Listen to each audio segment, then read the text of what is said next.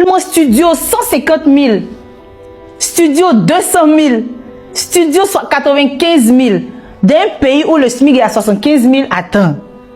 L'augmentation du prix de l'électricité était malheureusement une nécessité. Et cette annonce-là, ça c'est en Côte d'Ivoire. Ça veut dire, à partir du mois de janvier, tous ceux qui fabriquent les aliments de poulet seront soumis à payer une amende, surtout une TVA de 18%. Les gars, on est concentré sur la canne, mais si vous savez qu'il y a des moments qui arrivent dans le pays là, ça dit que il y a des choses qui vont augmenter dans le pays là. Famille, nouvelle du jour, la Côte d'Ivoire devient un nouveau enfer pour les Africains. Pour les Ivoiriens eux-mêmes d'abord et ensuite pour les Africains en général.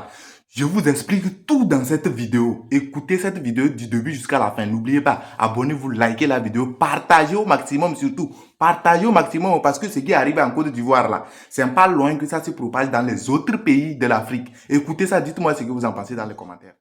Tout va augmenter, à commencer par la viande, les yangos, les nuitées dans les chambres d'hôtel. Tout va augmenter. Alassane Ouattara et le RHDP ont encore décidé de se faire plaisir, mais, et comme toujours, à travers la poche des Ivoiriens. Découvrons ensemble l'annexe fiscale 2026, mais en français facile. Le prix du kilo de viande de bœuf, de porc, de mouton, de poulet connaîtront une augmentation substantielle entre 700 et 1000 francs CFA. Par exemple, le kilo de viande avec les os qui était à 2800 va passer à 3500. Le kilo de viande sans os qui était à 3000 va passer à 3800. Le kilo de mouton qui était à 4500 va passer entre 5000 et 5500.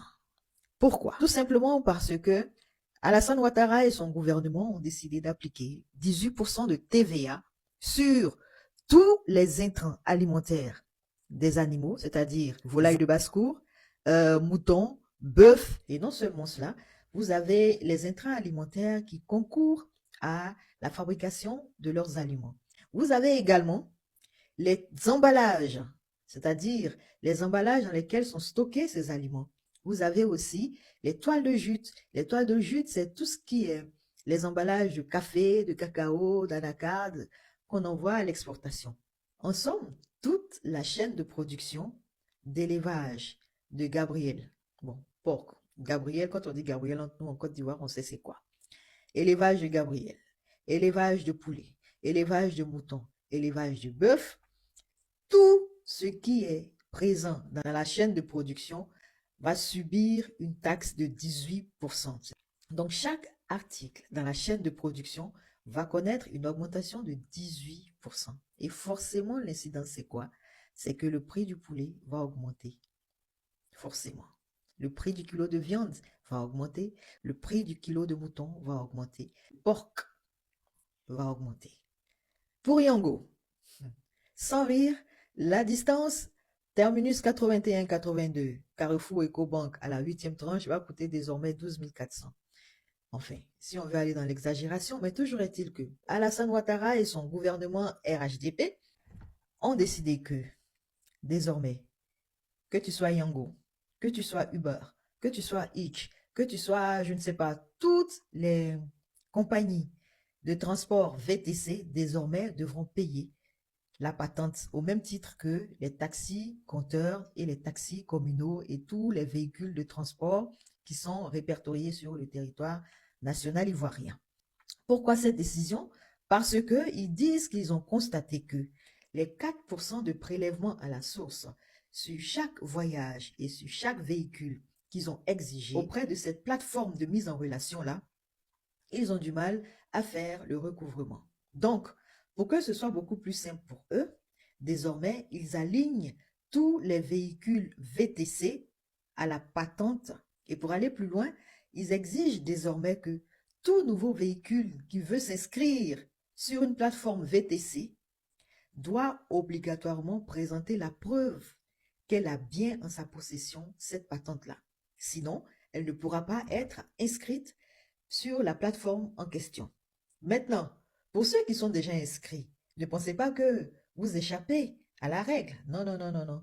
Lorsque vous allez renouveler votre adhésion sur ces plateformes-là, vous devrez également vous acquitter de la patente. Sinon, la sanction est très simple. Vous serez exclu tout simplement de Yango, de Uber, de Hitch et tout.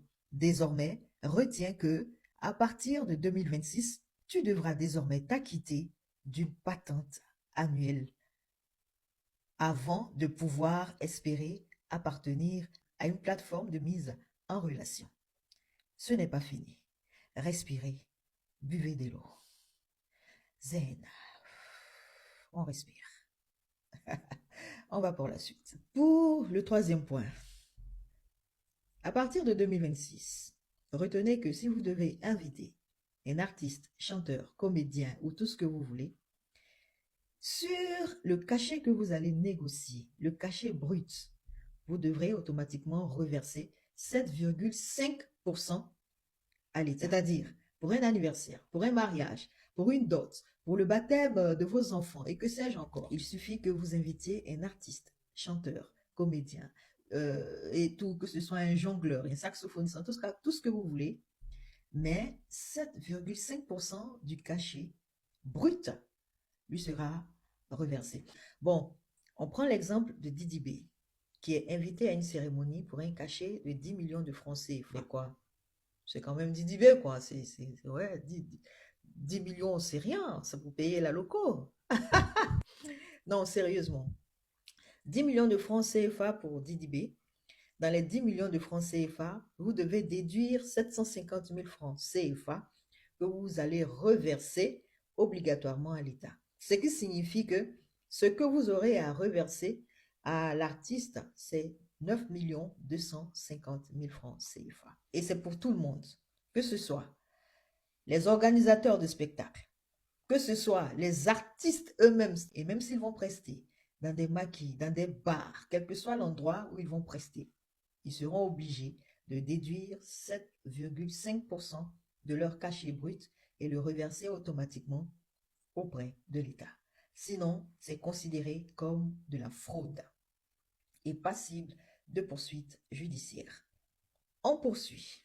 Alors, le quatrième point que nous avons déniché au niveau de cette annexe fiscale, c'est que désormais, les hôtels, les résidences meublées et tous les réceptifs hôteliers devront majorer d'un certain montant le prix de la nuitée. Ça signifie quoi concrètement? Ça signifie que à partir de 2026, pour les hôtels sans étoiles, ah non, ne pensez pas que les hôtels avec les ampoules rouges soient épargnés. Hein? Vous êtes dedans, les gars. Donc, à partir des hôtels avec les ampoules rouges, c'est-à-dire les hôtels sans étoiles, les hôtels corrects et tout, vous allez rajouter 500 francs sur le prix de la chambre. Ça veut dire quoi? Si la chambre fait 2000 francs la nuit, vous allez dire au client que la chambre fait 2500. Et l'hôtel garde les 2000 francs et reverse les 500 francs à l'État. Pour les hôtels avec une étoile, c'est 1000 francs la nuitée. Pour les hôtels avec 2 étoiles, c'est 1500 francs la nuitée en plus du prix de la chambre. J'insiste là-dessus. Et pour les hôtels avec 3 étoiles et plus, c'est 2000 francs la nuitée. Maintenant, comme on se plaint toujours que les décisions sont prises uniquement et ne concernent que Abidjan, le Grand Abidjan ou le district de Yamoussoukro, ils ont ratissé large. Donc ça veut dire que les petits hôtels de Kotokodji, de Aouya, de Lopuli devront également payer 500 francs. Vous êtes concernés. Voilà. C'est-à-dire les communes de moins de 20 000 habitants, chaque hôtel paye 500 francs. Et les communes de plus de 20 000 habitants paieront 1000 francs. Le district de Yamoussoukro, c'est 500 francs. Et maintenant, pour les autres régions, c'est 300 francs CFA. On passe à un autre point. Le paquet de cigarettes va augmenter. C'est-à-dire passer de la base imposable de 400 francs CFA hors taxe à 500 francs hors taxe. C'est-à-dire que désormais, c'est à partir des 500 francs hors taxe que les revendeurs, les grossistes, les demi-grossistes, les détaillants pourront rajouter leur marge et tout. Donc, Les gros fumeurs, vous êtes prévenus que le prix du paquet de 20 cigarettes va augmenter à partir de 2026. Ça va? Tout va bien? On vous laisse un peu respirer? Respirez, respirez. Respirez un peu. Parce que on a, rappelez-vous, la taxe à ordures ou la taxe d'ordures, je ne sais pas comment on appelle ça, qui est sur la facture CIE. Mais désormais, sachez que en plus de cette taxe à ordures qui est présente sur les factures de la CIE, on aura une autre taxe, voirie, assainissement et urbanisme, qui va apparaître sur la taxe foncière. Et comme ils ont du mal à recouvrer cette taxe-là, désormais, ce ne sera plus que le propriétaire de payer la taxe, mais au possesseur, c'est-à-dire à la personne qui est dedans. C'est la personne qui est dans la maison qui va venir pour payer cette taxe-là. Pourquoi cette nouvelle taxe, encore une fois, alors qu'on l'a sur la facture CIE? Que c'est pour accompagner le ministère en charge des routes pour assurer la salubrité et l'assainissement des voiries, on dirait. Ainsi, on a la taxe à ordures ménagères présente sur la facture CIE que nous payons déjà. Et ensuite, on vient nous dire, en plus de la patente qu'on paye pour l'entretien des routes, on vient nous dire qu'une deuxième ligne budgétaire est ouverte au ministère en charge des routes, c'est-à-dire en l'occurrence à la direction en charge des routes, c'est-à-dire offert à qui on va venir donner encore de l'argent pour, selon eux, assurer l'entretien et l'assainissement de la voirie. Ce n'est pas fini. Un dernier biscuit pour la route. C'est tellement long qu'on souhaite vous renvoyer vous-même à la lecture de cette annexe fiscale 2026. Alors, le tout dernier, c'est qu'ils ont décidé d'accorder un régime de faveur à ce qu'ils ont appelé les startups numériques labellisées. En fait, c'est une niche de détournement de fonds, de détournement de deniers publics et de blanchiment de capitaux qui sont ainsi en train de vouloir créer à travers cette ligne dans l'annexe fiscale 2026. Et ces startups numériques dites labellisées auront beaucoup de facilités et même recevront des financements de la part de l'État de Côte d'Ivoire. Ne soyez pas surpris si, avant la fin de l'année 2026, vous entendez que on a une cérémonie pour la distinction des meilleures startups de Côte d'Ivoire, ou alors on lance la labellisation des startups numériques en Côte d'Ivoire. C'est parce que ils vont donc lancer un projet avec à la clé une cérémonie de distinction bancale là, et puis ils vont venir mettre en avant des startups obscures dont on n'a jamais entendu parler et prétendre que ces startups là ont été labellisées sur la base de critères que seuls connaissent et que seuls détiennent. Et encore pour aller plus loin, je ne serais pas surprise qu'on vienne mettre encore en avant Weblogi, qui appartient au clan Ouattara, les mettre en avant et nous informer qu'ils sont la start-up numérique labellisée numéro 1 en Côte d'Ivoire et par conséquent vont bénéficier de largesses et de faveurs de la part de l'État de Côte d'Ivoire, toujours dans la poche du contribuable ivoirien. Est-ce que le président Donald Trump sait qu'on a du pétrole en Côte d'Ivoire? Peut-être qu'il faut qu'on l'informe. Ce serait bien aussi. Hein. Ce qui est arrivé au Venezuela peut arriver à la Côte d'Ivoire. Donald Trump l'a dit. Bon. Nous, ça ne nous dérangerait pas, hein, tant qu'à faire. What else? Attendez, on est chez les fous, quoi. Maison Abidjan. Actuellement, maison Abidjan, on ne peut pas louer maison ici. Si on ne loue pas maison ici, on va louer où? C'est dans les pays des gens qu'on va partir louer maison? Non, mais arrêtez. Actuellement, studio 150 000. Studio 200 000.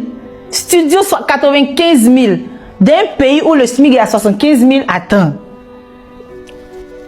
On est où? Je ne sais pas, si vous avez raté vos vies, c'est pas sur nous que vous allez mettre. Si vous avez raté vos vies, les gars, je ne sais pas, faites autre chose, mais arrêtez, c'est trop. D'un pays où, je répète encore, le SMIC est 75 000, je crois que c'est un peu trop abusé. Et vous, les gens qui sont qui êtes sur la plateforme ici, là, les pseudo-influenceurs, là, au lieu de parler de ce genre de sujet, là, c'est des bêtises que vous racontez. Comme ça ne vous touche pas de près, parce que normalement, c'est quand ça vous touche de près que vous venez vous asseoir pour parler. Mais c'est de ça que vous devez parler, parce que c'est abusé. Vous pensez que vous faites du mal à qui? Actuellement, vous touchez de l'argent. Vous pensez que c'est à nous vous faites. Mais vous faites à vos enfants. Parce que c'est pas à nous seulement. C'est trop abusé. Je ne sais pas. Vous réfléchissez comment? Des marcheurs. Tu passes ici, studio américain. Tu passes là-bas, studio haut standing. Hey, on n'est pas américain, on est ivoirien. Faites studio ivoirien aussi. C'est à quoi? C'est pour aller où? Aïe! Pardonnez, asseyez-vous et puis réfléchissez un peu. Je pense que c'est ce genre de sujet-là qu'on doit plus débattre là-dessus. Aujourd'hui, il n'y a pas à venir rire avec quelqu'un parce que je ne suis pas du tout contente. Aïe! On ne peut pas continuer comme ça. C'est abusé, les gars. C'est abusé. C'est extrême même. Vous êtes arrivé à votre paroxysme, pardonnez. Diminuez un peu. Le prix, là, diminuez. Parce que à la lueur où on s'en va, là, ça ne va pas nous arranger, nous tous. Et je pense que tout le monde doit se lever sur cette plateforme-là ici. Oui, que ce soit, je ne sais pas, tous les réseaux. Tout le monde doit se lever pour parler de ça. Parce que si on cautionne, vous avez vu l'histoire des livreurs, là. C'est pas aller quelque part, n'est-ce pas? Parce que vous avez parlé de ça. Donc cette fois-ci là, levez-vous et puis parlez. Ne vous asseyez pas derrière votre téléphone pour commenter les petits tests. Parlez de ça clairement pour que ça puisse changer. Donc je pense que les Ivoiriens, le mot doit être lancé. Levez-vous pour que ça puisse changer. Bye. À la fin de notre vidéo, merci de l'avoir suivi. N'oubliez pas de partager, de liker, de me dire ce que vous en pensez en commentaire. On s'attrape la prochaine fois une nouvelle vidéo.